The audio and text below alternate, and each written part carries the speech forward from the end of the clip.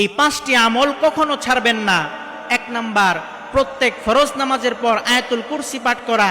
হাদিসের মধ্যে এসেছে, আল্লাহর হাবিব সাল্লাল্লাহু আলাইহি ওয়াসাল্লাম বলেন, যে ব্যক্তি প্রত্যেক ফরজ নামাজের পর আয়াতুল কুরসি পাঠ করবে ওই ব্যক্তি মরবে আর জান্নাতে প্রবেশ করবে।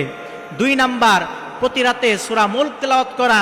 আল্লাহর হাবিব সাল্লাল্লাহু আলাইহি ওয়াসাল্লাম বলেন, কোরআনের মধ্যে 30 আয়াত বিশিষ্ট একটি সূরা রয়েছে, যে ব্যক্তি নিয়মিত প্রতি রাতে এই সূরা পাঠ করবে, এই সূরা তার পক্ষে তর্ক করবে, এমনকি এক পর্যায়ে তাকে জান্নাতে নিয়ে যাবে। 3 নাম্বার, সকাল সন্ধ্যা সাইয়্যিদুল ইস্তিগফার পাঠ করা। 4 নাম্বার, ওযু করার পর কালিমায়ে শাহাদাত পাঠ করা।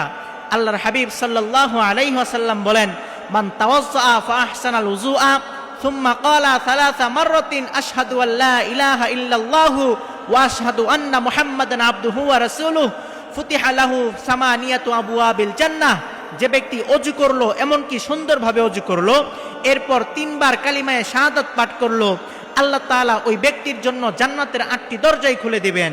5 নাম্বার, আজানের জবাব দেওয়া। এই 5টি আমল কখনোই ছাড়বেন না।